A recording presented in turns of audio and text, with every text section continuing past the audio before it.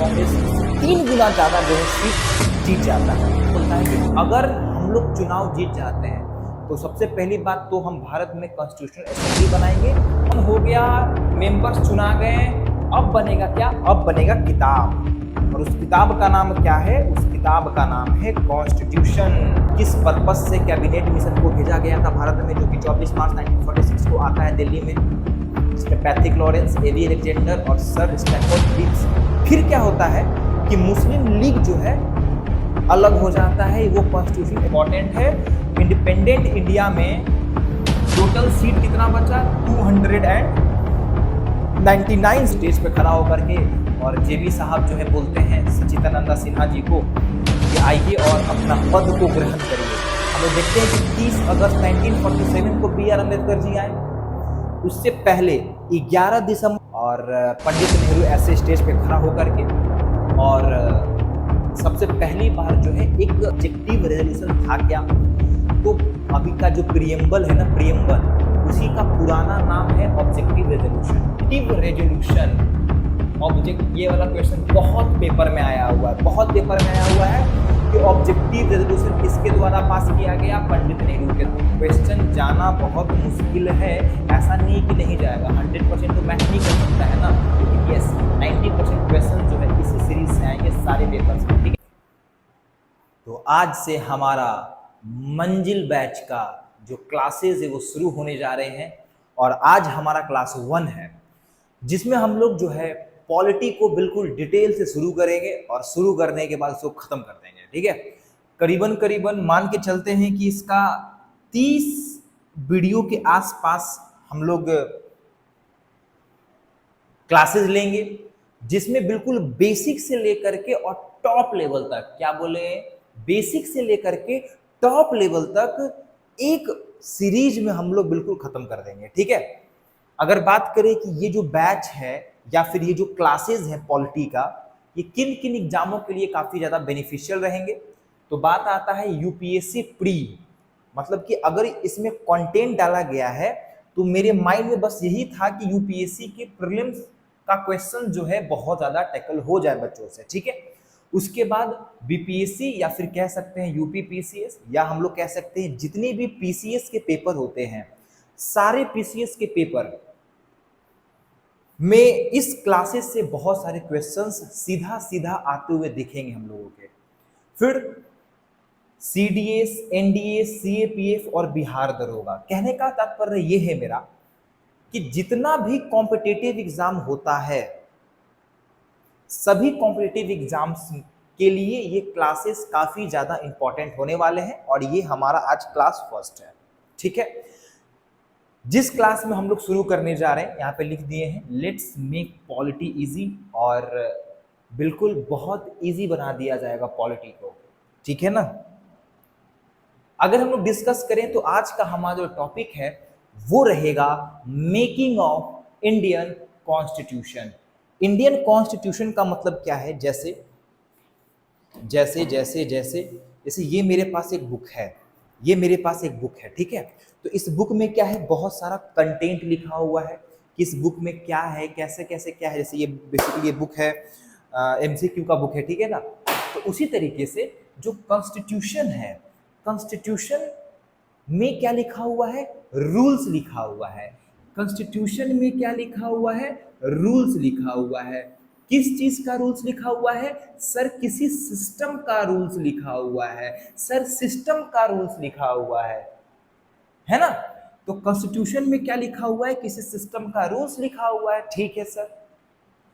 अगर हम लोग इस सिस्टम के बारे में स्टडी करते हैं तो इसको बोलते हैं हम लोग पॉलिटी। और अगर हम लोग इस सिस्टम के अंदर क्या क्या रूल्स है, इस सिस्टम के अंदर क्या क्या रूल्स है, उसको लिख करके और एक किताब बना दिए, उसका एक किताब बना दिए, बुक बना दिए, तो उसको हम लोग बोलते हैं क्या? कॉन्स्टिट्यूशन। तो अगर हम लोग रूल्स के बारे में स्टडी करेंगे, कम ऑन, अगर हम लोग रूल्स के बारे में स्टडी करेंगे तो उसी को क्या बोलते हैं? कॉन्स्टिट्यूशन बोलते हैं। और अगर कॉन्स्टिट्यूशन किसका रहे? इंडिया का कॉन्स्टिट्यूशन रहे, तब हम लोग बोलेंगे कि हम लोग स्टडी कर रहे हैं इंडियन कॉन्स्टिट्यूशन के बारे में। बोलो समझ में आया? Very nice. अब आगे देखते हैं। तो हमारा टॉपिक है मेकिंग ऑफ इंडियन कॉन्स्टिट्यूशन। शुरू करते हैं। तो कुछ कुछ फैक्ट्स से यहाँ शुरू करते हैं, ठीक है ना, कुछ कुछ फैक्ट्स जो कि काफी इंपॉर्टेंट है ऑफ कोर्स। और हम लोग इस सीरीज के दौरान जो है काफी सारे क्वेश्चंस भी लगाएंगे, ठीक है।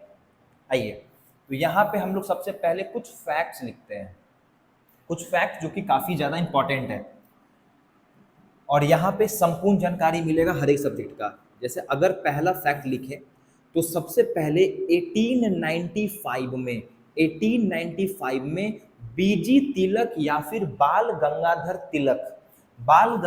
तिलक साहब जो है सबसे पहली बार जो है अपने एक पत्रिका, जिस पत्रिका का नाम है स्वराज पत्रिका, क्या नाम है, स्वराज पत्रिका, स्वराज पत्रिका में सबसे पहली बार कॉन्स्टिट्यूशन का डिमांड करते हैं, किससे, ब्रिटिशर से, ठीक है। तो अगर हम बोले सबसे पहली बार इंडियन कॉन्स्टिट्यूशन बनाने के लिए सबसे पहली बार कौन डिमांड किया, तो बाल गंगाधर तिलक 1895। किसमें किए, तो अपने पत्रिका जिसका नाम था स्वराज पत्रिका, ठीक है, ये पहला हुआ। दूसरा अगर हम लोग बात करें, इसको इधर लेके आते हैं, आ जाओ भाई इधर। उसके बाद अगर हम लोग बात करें, सीधा आ जाओ महात्मा गांधी पे। तो महात्मा गांधी जो है 1922 में सबसे पहली बार एम के गांधी जो है अपने मैगजीन जिसका नाम क्या था, young India, common young India. तो अगर मान लो ये क्वेश्चन आ गया कि बताओ महात्मा गांधी सबसे पहली बार कॉन्स्टिट्यूशन का डिमांड किस मैगजीन से किए थे, तो याद रहे अपनी मैगजीन यंग इंडिया से जो है अपने कॉन्स्टिट्यूशन का क्या किए थे, डिमांड किए थे महात्मा गांधी सबसे पहली बार, ठीक है। उसके बाद अगर बात करें तो यंग इंडिया मैगजीन में जो है सबसे पहली बार गांधी जी डिमांड करते हैं। उसके बाद आता है 1934 आता है। और 1934 में हम लोग देखते हैं क्या कि जो एम एन रॉय थे जो हैं वो सबसे पहली बार ऑफिशियल डिमांड करते हैं, कमान ऑफिशियल डिमांड ऑफ कॉन्स्टिट्यूशन। तो ये हो गया तुम्हारा बहुत ज्यादा इंपॉर्टेंट क्वेश्चन कि सबसे पहली बार ऑफिशियल डिमांड कौन किए, तो एम एन रॉय किए। कौन किए, M N Roy official demand 1934 में ऑफिशियल डिमांड किए। देखो इसको इरेज कर देते हैं, ठीक है ना, इस चीज को हम लोग इरेज कर देते हैं। आ जाओ,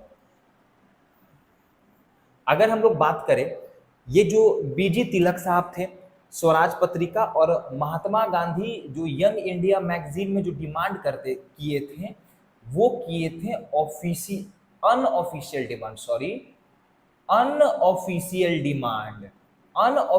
डिमांड था ये सब। लेकिन सबसे पहली बार जो ऑफिशियल डिमांड था वो एम एन रॉय करते हैं 1934 में। अब जैसे ही एम एन रॉय डिमांड कर लिए तो उसके बाद जो है बाकी के लीडर्स भी जो है ऑफिशियली डिमांड करने लग जाते हैं। जैसे अगर बात करें 1935 में इंडियन नेशनल कांग्रेस भी जो है डिमांड करता है, जो कि कैसा डिमांड था, जो कि ऑफिशियल ही डिमांड था, ठीक है। उसके बाद अगर बात करें 1938 में जवाहरलाल नेहरू कमॉन 1938 में जवाहरलाल नेहरू जो है अपने न्यूज़पेपर जिसका नाम था न्यू हरलैंड, ठीक है, न्यू हरलैंड जो है उनका न्यूज़पेपर का नाम था, इनका एक न्यूज़पेपर था, और इस न्यूज़पेपर का नाम क्या था, न्यू हरलैंड, ठीक है। इस न्यूज़पेपर में जो है जवाहरलाल नेहरू पहली बार ऑफिशियल डिमांड करते हैं इंडियन कॉन्स्टिट्यूशन का, ठीक है। यहां तक बात समझ में आ गया। अभी हम लोग क्या देख रहे हैं, क्या कि कॉन्स्टिट्यूशन बनाना है, ठीक है। तो उस टाइम पे ब्रिटिशर का रूल था, ठीक है सर था। तो कौन कौन से लोग सबसे पहली बार कॉन्स्टिट्यूशन असेंबली या फिर कॉन्स्टिट्यूशन का डिमांड कर रहे थे? उसके बाद डिमांड होता है एक्सेप्ट, और उसके बाद कॉन्स्टिट्यूशनल असेंबली बनता है सबसे पहले, और कॉन्स्टिट्यूशनल असेंबली बनता है, और कॉन्स्टिट्यूशनल असेंबली मिलकर के इंडियन कॉन्स्टिट्यूशन बनाता है। ठीक है, आगे देखते हैं। 1938 में जवाहरलाल नेहरू जो है न्यूज़पेपर न्यू हेराल्ड में पहली बार ऑफिशियल डिमांड करते हैं। उसके बाद हम लोग देखते हैं कि 1940 और 1940 में क्या आता है? तो हम लोग को पता है 1942 में आता है, 1940 में आता है अगस्त ऑफर, और 1942 में आता है क्रिप्स मिशन। ठीक है, ब्रिटिशर जो है अगस्त ऑफर कब भेजा? 1940 में, यानी कि 1940 में अगस्त ऑफर भेजता है। कब भेजा? 1940 में भेजता है अगस्त ऑफर। क्रिप्स मिशन कब भेजता है? तो 1942 में भेजता है क्रिप्स मिशन। और इसमें हम लोग क्या देखते हैं कि जो ब्रिटिशर है वो बोलता है कि तुम लोग जो है, हालांकि ये क्या करता है, ये दिमाग लगाने की कोशिश करता है। ठीक है, दिमाग कैसे? ये बोलता है कि देखो इंडियन, तुम क्या करो कि जो सेकेंड वर्ल्ड वॉर हो रहा है, इस ये टाइम किस चीज का है? सेकेंड वर्ल्ड वॉर का है। जो सेकेंड वर्ल्ड वॉर हो रहा है इसमें तुम जो है हम लोग का सपोर्ट करो। ठीक है, और सेकेंड वर्ल्ड वॉर जैसे ही खत्म होगा तो हम लोग क्या करेंगे? आपके लिए जो है कॉन्स्टिट्यूशनल असेंबली बना देंगे, जिसमें हम लोग हिस्ट्री में पढ़ेंगे कि इन दोनों को हम लोग रिजेक्ट कर देते हैं, अगस्त ऑफर को भी और क्रिप्स मिशन को भी। क्रिप्स मिशन को जवाहरलाल नेहरू बोलते हैं ये ऐसा गाड़ी है जिसमें इंजन तो बहुत है लेकिन ब्रेक है ही नहीं। नहीं, ब्रेक तो बहुत है लेकिन इंजन है ही नहीं, उल्टा बोल दिया थोड़ा सा। ठीक है, यहां तक बात समझ में आ गया। अब आगे देखते हैं। तो 1942 में तो ब्रिटिशर क्या बोलता है कि आफ्टर सेकेंड वर्ल्ड वॉर जो है हम लोग क्या करेंगे? कॉन्स्टिट्यूशनल असेंबली का क्या करेंगे? फॉर्मेशन करेंगे। ठीक है, लेकिन हम लोग देखते हैं कि इस चीज को हम लोग नहीं मानते हैं, हम लोग वापस जो है इसको बॉयकॉट कर देते हैं। ठीक है, तो ये कुछ फैक्ट्स हैं जो कि काफी इंपॉर्टेंट है। इसमें सबसे जो इंपॉर्टेंट है वो सबसे पहली बार जो है official demand M N Roy के द्वारा जो है किया गया था। फिर इंडियन नेशनल कांग्रेस भी बहुत इंपॉर्टेंट है। 1935 में इंडियन नेशनल कांग्रेस के द्वारा जो है ऑफिशियल डिमांड किया गया था। फिर हम लोग देखते हैं कि ब्रिटिशर बोलता है कि ठीक है, अगर आप लोग अगर जो है आप लोग हम लोग का साथ दीजिएगा तो हम लोग जो है बिल्कुल कॉन्स्टिट्यूशनल असेंबली जो है वर्ल्ड वॉर के बाद बनाएंगे। तो यहां तक हम लोग पढ़ लिए। अब कहानी बढ़ता है आगे। ठीक है, बिल्कुल बैकबोन स्ट्रेट रखना है पूरे क्लास के दौरान। ठीक है, कमान। और अब बढ़ता है कहानी आगे। तो कहानी आगे किस कदर बढ़ रहा है जरा देखते हैं। कहानी आगे बढ़ा कि अब जो है वर्ल्ड वॉर हो चुका है खत्म। ठीक है, वर्ल्ड वॉर हो चुका है खत्म, और अब जो है ब्रिटेन में है इलेक्शन। ठीक है, अब जो है ब्रिटेन में है इलेक्शन। तो अगर हम लोग बात करें क्या कि after second world war 1945, after second world war, इसमें हम लोग क्या देखते हैं? कमॉन, इसमें हम लोग क्या देखते हैं कि दो पार्टी है। पहला पार्टी कौन सा है? तो पहला है कंजर्वेटिव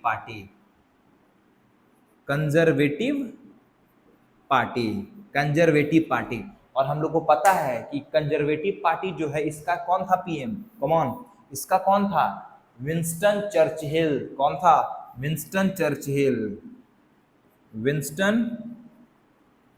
चर्चिल, जो कि गांधी जी को क्या बोलता है? जब गांधी जी को बुलाया गया था राउंड टेबल कॉन्फ्रेंस में, तो जब गांधी जी सीढ़ी से जो है आ रहे थे तो विंस्टन चर्चिल क्या बोलता है? अधनंगा फकीर आ रहा है, हाफ नेकेड फकीर। तो ये भी क्वेश्चंस आते हैं कि गांधी जी को हाफ नेकेड फकीर किसके द्वारा कहा गया था? तो विंस्टन चर्चिल के द्वारा कहा गया था। ठीक है, आगे देखते हैं। तो कंजर्वेटिव पार्टी जो है, कंजर्वेटिव पार्टी के पीएम कौन था? तो चर्चिल था। और सेकंड पार्टी कौन है? तो सेकंड पार्टी हम लोग को पता है लेबर पार्टी, लेबर पार्टी। और लेबर पार्टी की तरफ से कौन लीड कर रहा है भाई? तो क्लीमेंट एटली, क्लीमेंट एटली है ना, क्लीमेंट एटली लेबर पार्टी के तरफ से जो है चुनाव लड़ रहा है। इन दोनों के बीच में जब चुनाव होता है तो लेबर पार्टी क्या बोलता है कि अगर हम लोग चुनाव जीत जाते हैं तो सबसे पहली बात तो हम भारत में कॉन्स्टिट्यूशनल असेंबली बनाएंगे, और कॉन्स्टिट्यूशनल असेंबली बना करके हम लोग भारत मतलब हम लोग सोचेंगे कि भारत को किस तरीके से आजाद करना है, ठीक है।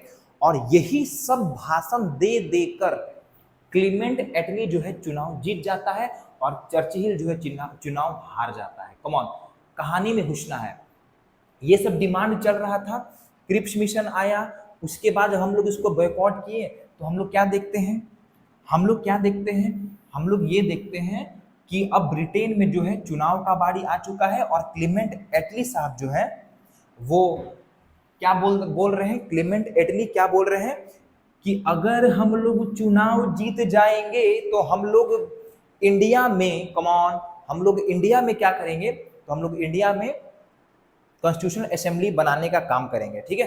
तो इस बेसिस पे लेबर पार्टी क्लीमेंट एटली चुनाव जीत जाता है, और जैसा कि क्लीमेंट एटली प्रॉमिस किया था तो ये क्या करता है, कॉन्स्टिट्यूशनल असेंबली बनाने के लिए हमारे यहाँ कैबिनेट मिशन भेजता है। क्या भेजता है?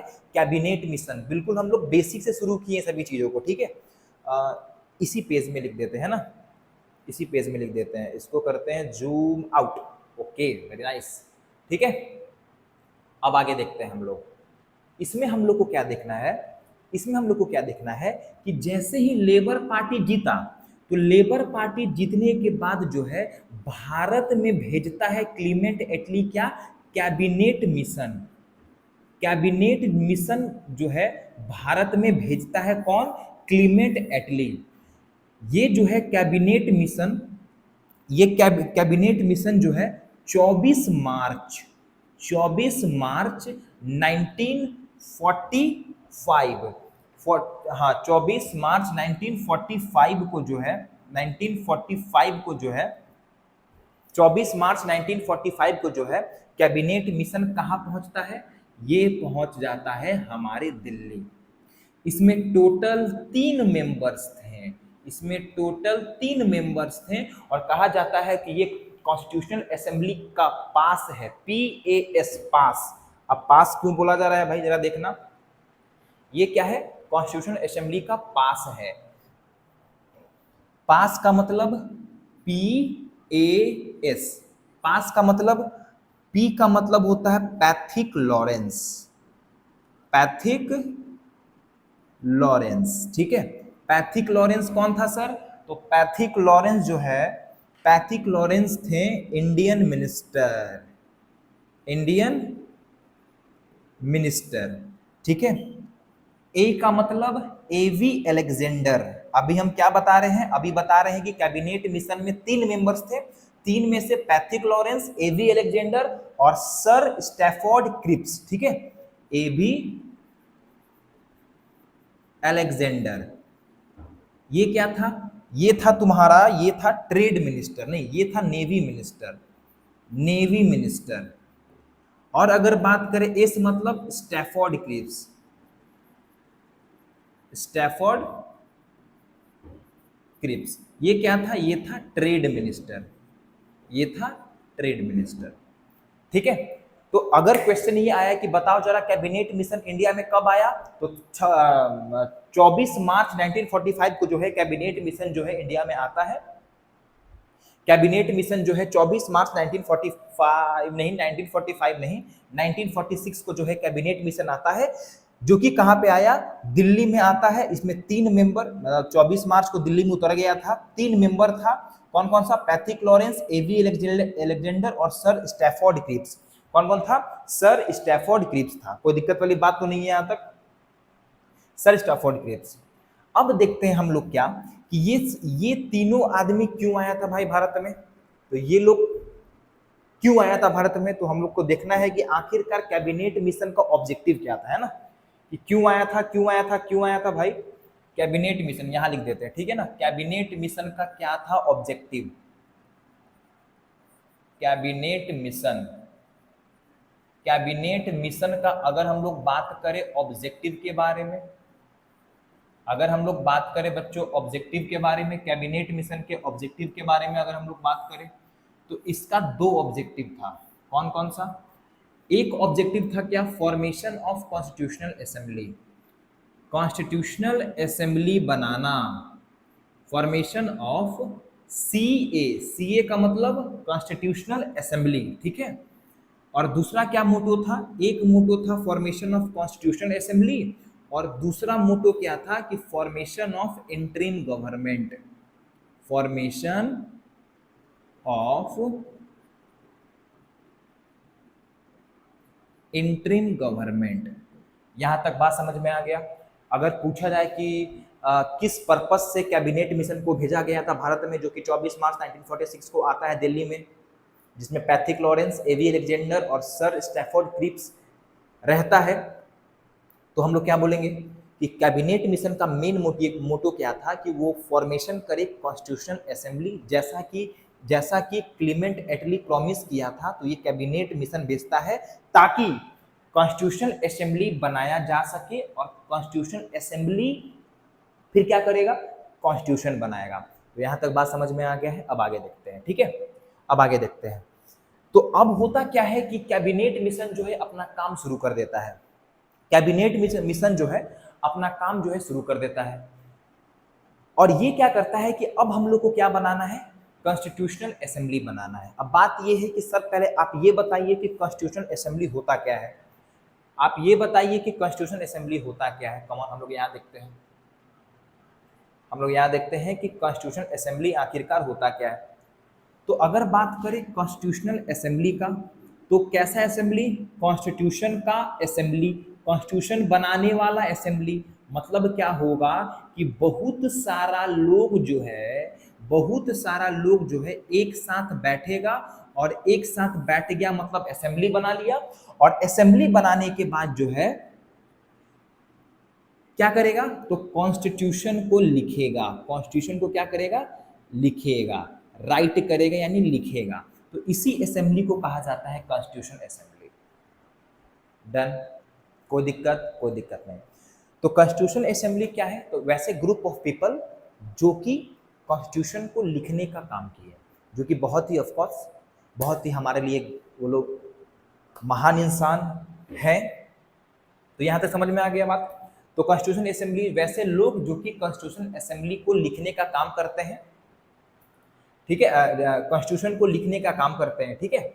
तो होता क्या है कि अब जो है ऐसे लोगों को चुनना था। अब कहां से चुना जाए भाई, तो चुनने के लिए क्या होगा, तो सिंपल सी बात है, ऑफ कोर्स इलेक्शन होगा। क्या होगा, इलेक्शन होगा, ठीक है। तो अब जो है असेंबली के मेंबर्स का इलेक्शन होता है।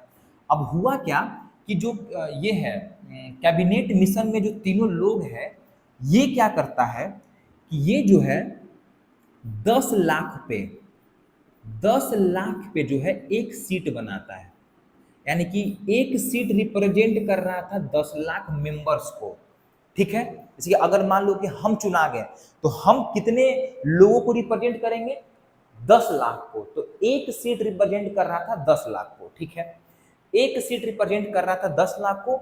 और ऐसे टोटल जो है 389 सीट्स जो है टोटल बनता है all over the India, including अभी वाला पाकिस्तान। उस टाइम पाकिस्तान अलग, इस टाइम पाकिस्तान अलग नहीं हुआ था, ठीक है। तो 389 सीट्स टोटल बनाया गया, ठीक है। टोटल सीट्स कितना बनाया गया, तो टोटल सीट्स जो है वो बनाया गया कितना, टोटल सीट्स कितना बनाया गया, तो हम लोग देखते हैं कि टोटल सीट्स जो है वो 389 बनाया गया। अब बात ये है कि ये 389 में कौन कौन सा पार्ट रहा भारत का, तो हम लोग देखते हैं कि इसमें किस किस का सीट लिया गया था। तो ब्रिटिश प्रोविंस, ब्रिटिश प्रोविंस से लिया गया था, कमिश्नरी एरिया से, कमिश्नरी एरिया से लिया गया था, और प्रिंसली स्टेट, प्रिंसली स्टेट से लिया गया था। अब बात यह है कि सर ब्रिटिश प्रोविंस क्या होता है? तो ब्रिटिश प्रोविंस का मतलब होता है कि वैसा जगह जहां पे ब्रिटिशर रूल कर रहा है, प्रॉपर उसका दबदबा है, ठीक है। कमिश्नरी एरिया का मतलब वैसा जगह जो कि ब्रिटिश का ही है, लेकिन वहां पे ब्रिटिश का कमिश्नर बैठता है, उसको बोलते हैं कमिश्नरी एरिया। और प्रिंसली स्टेट का मतलब क्या है? वैसा जगह जहां पे राजा और रजवाड़ा, यानी कि राजा लोग जो है, जहां पे ब्रिटिश के अंडर में ही राजा लोग रूल कर रहा था, यानी कि उस एरिया को क्या कर रहा था? संभालने का काम कर रहा था, ठीक है।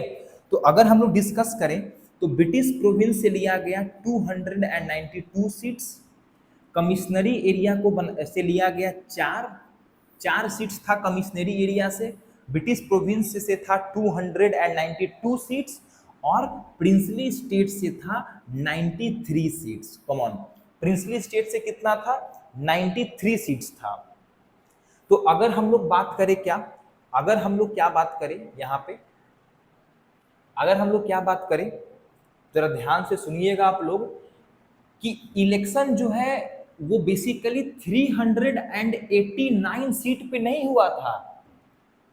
कितने सीट पे हुआ था इलेक्शन? इलेक्शन हुआ था टोटल इन दोनों के सीट पे, यानी कि 200 और 4 2 6 296 सीट्स पे ओवरऑल क्या हुआ था? इलेक्शन हुआ था, ओवरऑल इलेक्शन हुआ था, ठीक है। तो तुम पूछोगे कि फिर ये क्या था?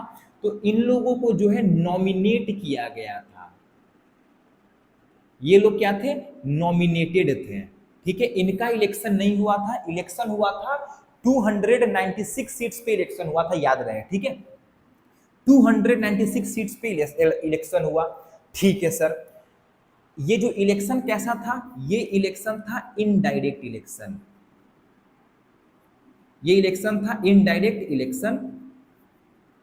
इलेक्शन था। और अगर बात करें, ये जो है सिंगल ट्रांसफरेबल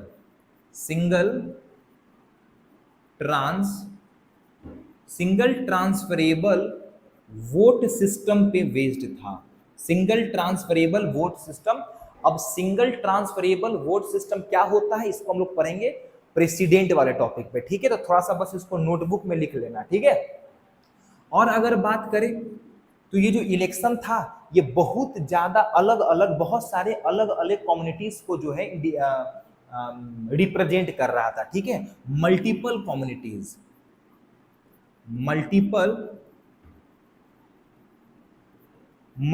कम्युनिटीज को रिप्रेजेंट कर रहा था। तो अगर हम लोग बात करें कौन कौन सा मल्टीपल कम्युनिटीज, तो जनरल को, उसके बाद बात करें किसको? तो मुस्लिम को, उसके बाद बात करें किसको? तो फीमेल को, उसके बाद बात करें किसको? एससी को, एसटी को और सिख को।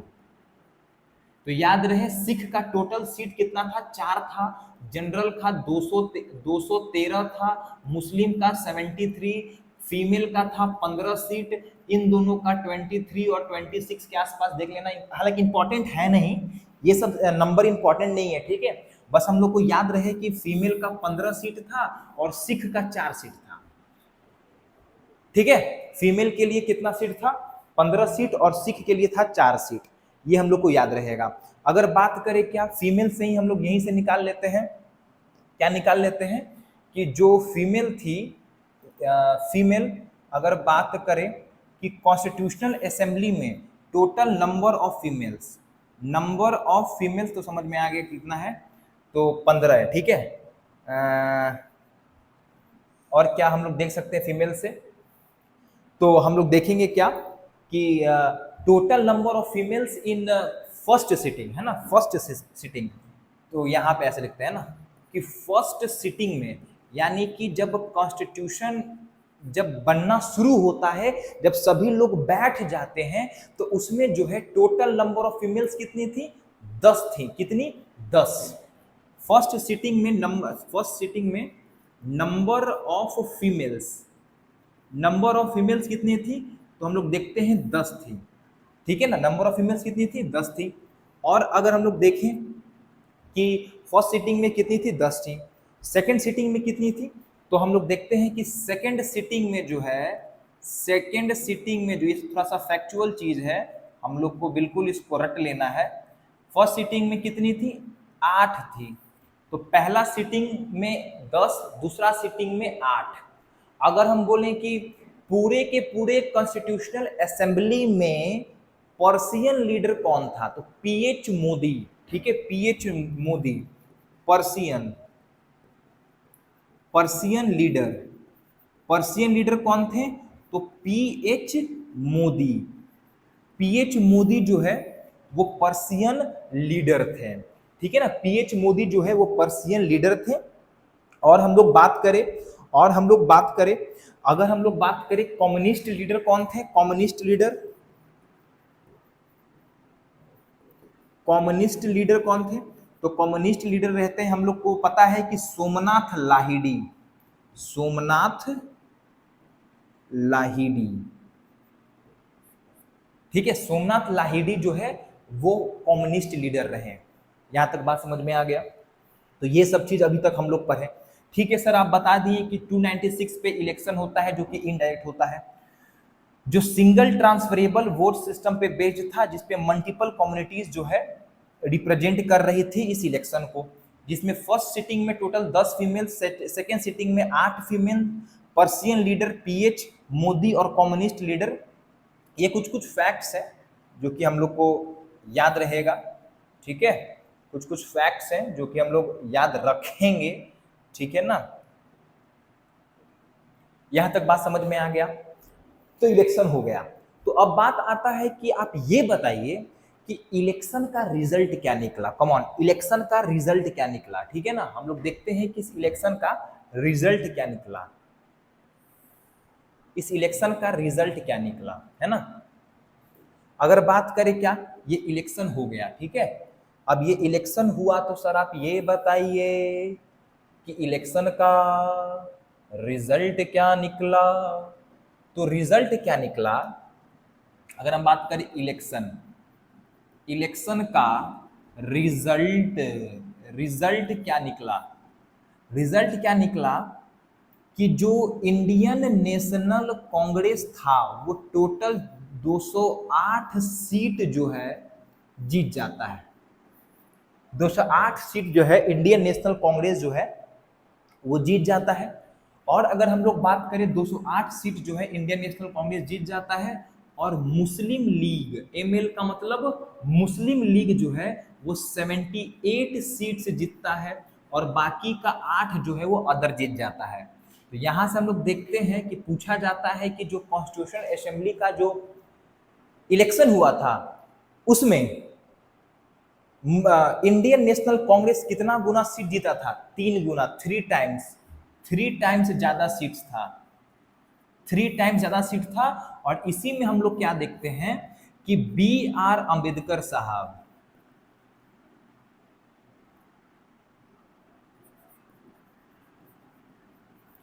बी आर अंबेडकर साहब जो है वो शेड्यूल कास्ट फेडरेशन से इसमें पार्टिसिपेट किए थे। ठीक है ना, schedule caste federation, schedule caste, schedule caste federation.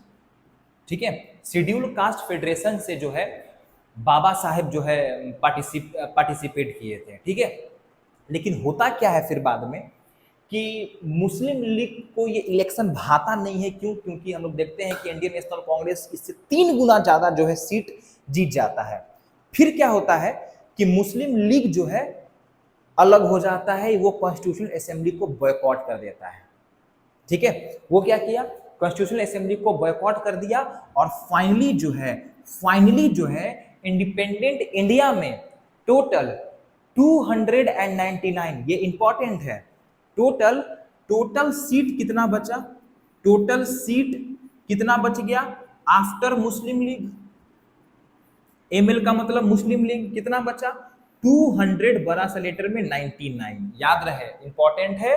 Independent India में टोटल सीट कितना बचा 299 सीट जो है वो बच जाता है इंडिपेंडेंट इंडिया में। ठीक है, यहां तक बात समझ में आ गया?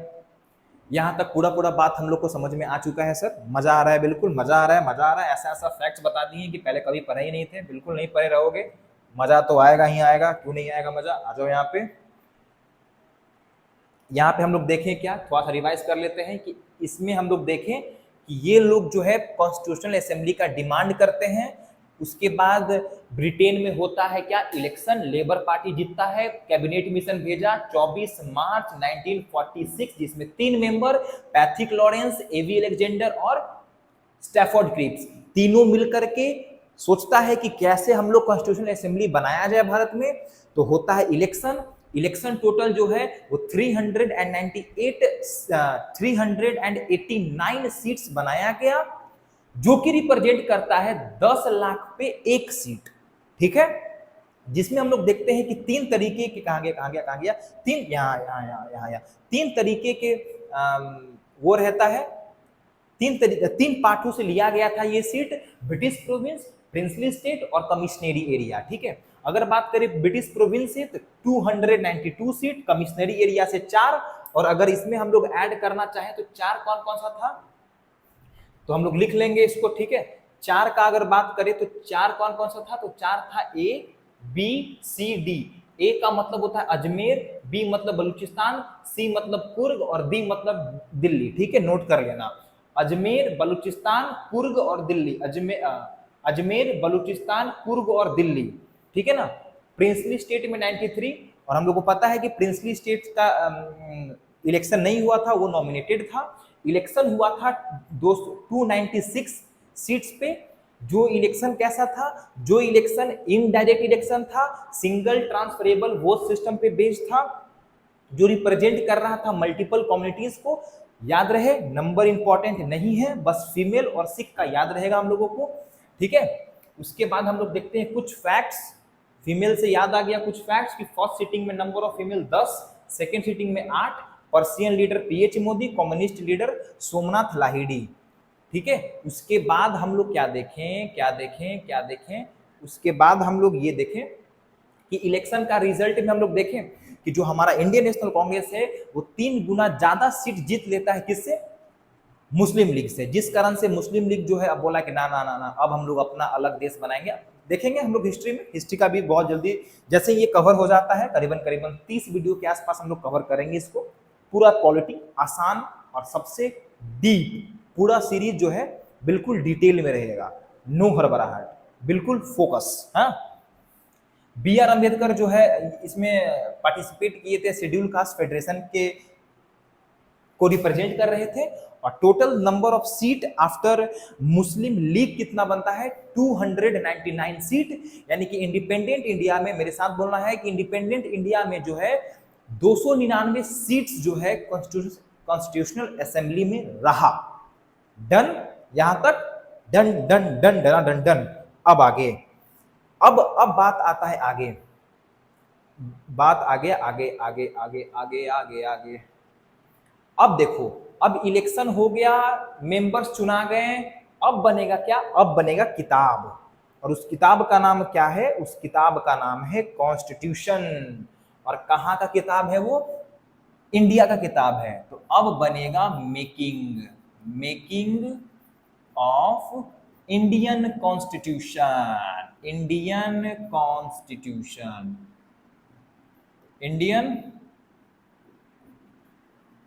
Making of Indian constitution. अब बनेगा किताब, टीम रेडी हो चुका है, पेन हाथ में है, लोगों के मन में आइडियाज हैं, अब बनेगा किताब। तो किताब बनना शुरू होता है, मेकिंग ऑफ इंडियन कॉन्स्टिट्यूशन। अब यहां से हमारा मेन टॉपिक शुरू होता है। ठीक है, अभी तक हम लोग क्या कर रहे थे, क्या कह सकते हैं उसको, वार्म अप कर रहे थे। अब हम लोग देखते हैं, इसके अंदर घुसते हैं, और इसमें इतना मजा आएगा ना कि मजा आ जाएगा। आ जाओ। मेकिंग ऑफ इंडियन कॉन्स्टिट्यूशन में अगर हम लोग बात करें, 9 दिसंबर 1946, मेरे साथ बोलना है, 9 दिसंबर 1946 को दिल्ली के सेंट्रल हॉल में,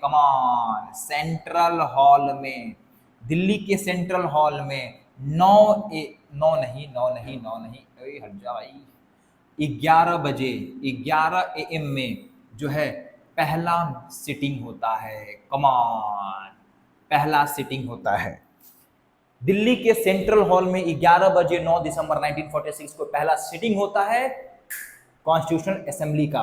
ठीक है, कहां पे हुआ? दिल्ली के सेंट्रल हॉल में होता है। ठीक है, दिल्ली के सेंट्रल हॉल में सिटिंग हुआ, पहला सिटिंग दिल्ली के सेंट्रल हॉल में हुआ।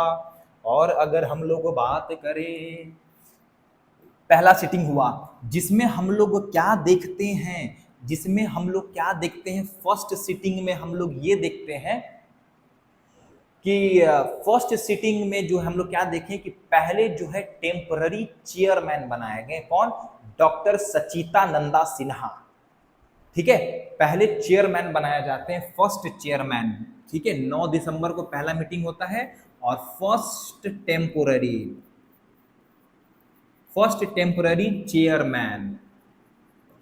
चेयरमैन बनाया जाता है डॉक्टर सचितानंद सिन्हा। डॉक्टर सचितानंद सिन्हा को बनाया जाता है पहला चेयरमैन, जो कि टेम्पररी थे। और इनको मतलब ऐसा नहीं कि इनको चुना गया था बस, क्योंकि पूरे असेंबली में ये सबसे ओल्डेस्ट पर्सन थे, ओल्डेस्ट पर्सन। तो एज ए रिस्पेक्ट जो है, एज ए रिस्पेक्ट इनको, क्योंकि उतना तैयारी था नहीं और ये पहला मीटिंग था। ठीक है, तो as a oldest person doctor Sachchidananda Sinha को बुलाते हैं। कौन बुलाते हैं? हाँ, कौन बुलाते हैं भाई? तो सबसे पहली बार कॉन्स्टिट्यूशनल असेंबली में माइक पकड़ के, सबसे पहली बार कॉन्स्टिट्यूशनल असेंबली में माइक कौन पकड़ते हैं? सबसे पहली बार पकड़ते हैं जेबी कृपलानी। और जेबी कृपलानी जो है वो डॉक्टर सच्चिदानंद सिन्हा को जो है इनवाइट करते हैं चेयर पे बिठाने के लिए, यानी चेयर पे बैठने के लिए एज अ टेम्पररी चेयरमैन। ठीक है ना, तो first speaker in constitutional assembly JB Kripalani, noted down. ठीक है, तो पहली बार जो है जेबी कृपलानी जो है सच्चिदानंद सिन्हा को, ऐसे हॉल है और बिल्कुल स्टेज पे खड़ा होकर के, और जेबी साहब जो है बोलते हैं सच्चिदानंद सिन्हा जी को कि आइए और अपना पद को ग्रहण करिए। ठीक है, सच्चिदानंद सिन्हा जो है पद पे बैठते हैं। तो इसके आगे अगर हम लोग बात करें, जेबी कृपलानी, याद रहे फर्स्ट स्पीकर इन असेंबली। ठीक है, फर्स्ट पहली बार जो है बोले थे असेंबली में बैठ करके माइक पे, है ना, खड़ा होकर मतलब। और अगर बात करें फर्स्ट टेम्पररी चेयरमैन सच्चिदानंद सिन्हा। ठीक है, और जो है डिप्टी चेयरमैन कौन थे भाई? डिप्टी चेयरमैन कौन थे? तो डिप्टी चेयरमैन थे एच.सी. मुखर्जी। एच.सी. मुखर्जी थे, और एच.सी. मुखर्जी और टीटी, एक मिनट यहाँ पे चेक करना कि टीटी कृष्णामाचारी,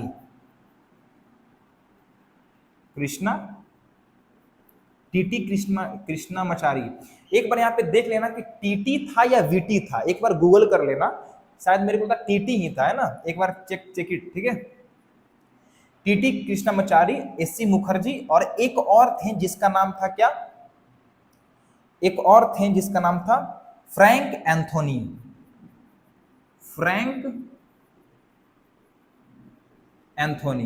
अब फ्रैंक एंथोनी जो है ये नॉमिनेटेड था और ये दोनों इलेक्टेड था। ठीक है, इलेक्टेड थे, सॉरी। ठीक है, तो अगर हम लोग बात करें कि फर्स्ट सिटिंग कब हुआ, 9 दिसंबर 1946 को पहला सिटिंग होता है, जिसमें डॉक्टर सच्चिदानंद सिन्हा जो है बैठते हैं चेयर पे एज अ टेम्पररी चेयरपर्सन, जिसमें हम लोग देखते हैं deputy chairman H C. Mukherjee, T T Krishnamachari और फ्रैंक एंथोनी जो कि नॉमिनेटेड थे। ठीक है, ये हो गया, हम लोग देख लिए। उसके बाद सेकेंड 9 दिसंबर हो गया, सॉरी 9 दिसंबर के बाद जो है 10 दिसंबर को होता है सेकेंड मीटिंग, और 10 के बाद जो है 10 के बाद 11 दिसंबर को होता है थर्ड मीटिंग। याद रहे, जो 11 दिसंबर था ना, 11 दिसंबर 1946, ये था तीसरा meeting, third meeting of constitutional assembly. और इसी में हम लोग क्या देखते हैं, कि परमानेंट परमानेंट चेयरमैन बनाया गया। परमानेंट चेयरमैन बनाए गए कौन? ऑफ कोर्स हमारे डॉक्टर राजेंद्र प्रसाद। डॉक्टर राजेंद्र प्रसाद। और हम लोग क्या देखते हैं, डॉक्टर राजेंद्र प्रसाद को चेयरमैन, परमानेंट चेयरमैन बनाया गया। और डिप्टी चेयरमैन कौन बनाया गया? डिप्टी चेयरमैन बनाए जाते हैं इन्हीं को, एच.सी. मुखर्जी। एच.सी. मुखर्जी है ना, डिप्टी चेयरमैन बनाया गया एच.सी. मुखर्जी को। और इसमें इंपॉर्टेंट अगर बात करें तो एडवाइजर कौन बने? तो एडवाइजर का अगर हम लोग बात करें तो हम लोग देखते हैं कि एडवाइजर जो है बी.एन. राव। अब इनके बारे में जितना तारीफ करें उतना कम है। बी.एन. राव। बी.एन. राव एक ऐसे व्यक्ति थे जो डॉक्टर भीमराव अंबेडकर के पहले ही कॉन्स्टिट्यूशन बना दिए। हम लोग देखते हैं कि 30 अगस्त 1947 को बी.आर. अंबेडकर जी आए। उससे पहले 11 दिसंबर 1946, अभी हम लोग देखेंगे बी.आर. अंबेडकर जी के बारे में। बी.आर. अंबेडकर जी बोलते हैं कि हमसे भी टैलेंटेड कौन है इस असेंबली में? बी.एन. राव है, वेरी टैलेंटेड। बी.एन. राव के बारे में एक और चीज है जो हमारा ये है ना 1935 में हमारे से कौन अलग हुआ था? 1935 में हम लोगों से कौन अलग हुआ था? म्यांमार यानी बर्मा। बर्मा का कॉन्स्टिट्यूशन भी बी.एन. रॉय ही लिखते हैं, नोट इट डाउन। बर्मा का कॉन्स्टिट्यूशन भी हमारे बी.एन. रॉय ही लिखते हैं। और बी.एन. रॉय थे कौन? ये थे सिविल सर्वेंट। सिविल सर्वेंट थे। बी.एन. रॉय क्या थे? Civil servant. वेरी इंटेलिजेंट और बहुत विद्वान इंसान। हालांकि दुख की बात यह है कि हम लोग को इनके बारे में ज्यादा पता ही नहीं है। पता होना चाहिए, पता होना चाहिए।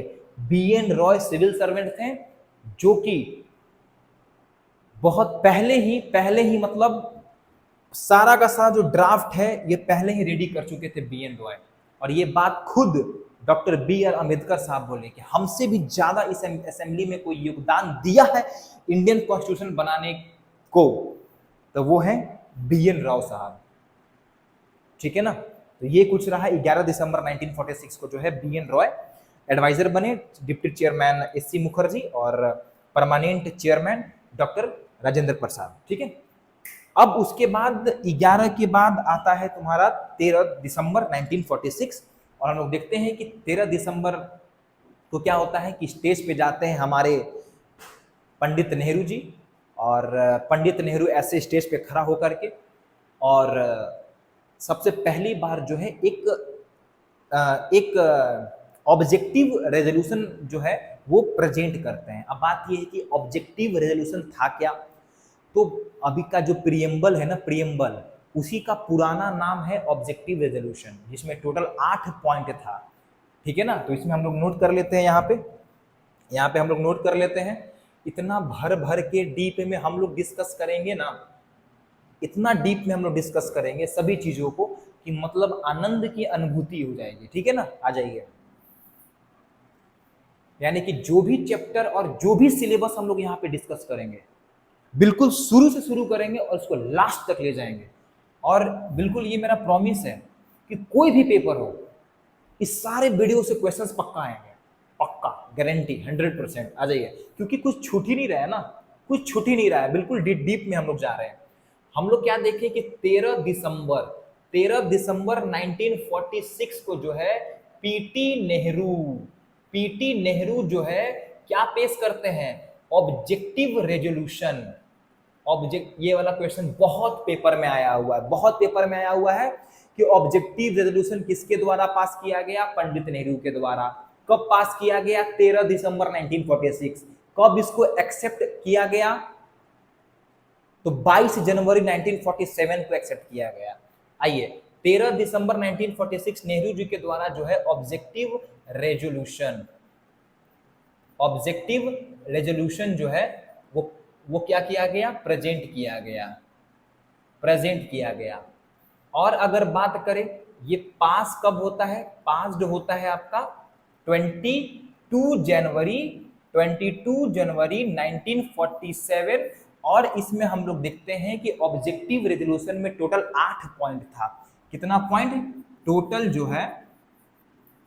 8 पॉइंट्स थे इसमें, टोटल 8 पॉइंट्स थे इसमें ऑब्जेक्टिव रेजोल्यूशन में, है ना। यहां तक बात समझ में आ गया, एकदम मजा आ रहा है, मजा आ रहा है, मजा आ रहा है भाई, ठीक है। यहां तक बात समझ में आ गया पूरा पूरा। 13 दिसंबर 1946 को जो है ऑब्जेक्टिव रेजोल्यूशन पास किया गया और इसमें टोटल जो है 8 पॉइंट्स रहते हैं, टोटल जो है 8 पॉइंट्स इसमें रहते हैं, ठीक है।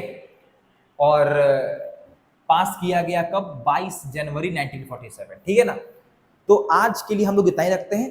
कल के वीडियो में हम लोग देखेंगे कमिटीज, और कमिटीज में देखेंगे कि ड्राफ्टिंग कमिटी के चेयरमैन कौन थे, फंडामेंटल राइट के कौन थे, फंडामेंटल राइट होता है ना कि माइनॉरिटी के कौन थे, मेजोरिटी के कौन थे, सरदार पटेल किसके थे, बी आर अम्बेडकर किसके थे, हर एक कमिटीज के चेयरमैन के बारे में देखेंगे, छोटे बड़े सारा कमिटी कल हम लोग देखेंगे, ठीक है। तो आज के लिए हम लोग इतना ही रखते हैं और कल ये चैप्टर खत्म हो जाएगा हमारा। आज हम लोग बहुत कुछ पढ़ लिए हैं और बहुत डिटेल में पढ़ लिए है ना, बहुत कुछ और बहुत डिटेल में। एक बार थोड़ा सा हम दिखा देते हैं, बहुत कुछ और बहुत डिटेल में, मतलब कि इसके बाहर क्वेश्चन जाना बहुत मुश्किल है। ऐसा नहीं कि नहीं जाएगा, 100% तो मैच नहीं कर सकता है ना, लेकिन यस 90% क्वेश्चन जो है इसी सीरीज से आएंगे सारे पेपर्स में, ठीक है। मेकिंग ऑफ कॉन्स्टिट्यूशन ये हो गया, हम लोग ये देख लिए, ऑब्जेक्टिव देख लिए कैबिनेट मिशन के। उसके बाद हम लोग देखें कि इलेक्शन कैसे हुआ, इलेक्शन कैसे हुआ, ये सब हम लोग देखें, मज़ा आ गया बिल्कुल। और उसके बाद ये हम लोग देखें इलेक्शन का रिजल्ट निकला, इंडिपेंडेंट इंडिया के सीट जो है 299 सीट्स जो है इंडिपेंडेंट इंडिया। और उसके बाद हम लोग ये देखें कि किस तरीके से दिल्ली के सेंट्रल हॉल में पहला मीटिंग होता है, ठीक है। तो बस आज के लिए हम लोग इतना ही रखते हैं और बाकी हम लोग कल मिलेंगे। तो आज की सभा यहीं समाप्त हुई, तब तक के लिए धन्यवाद।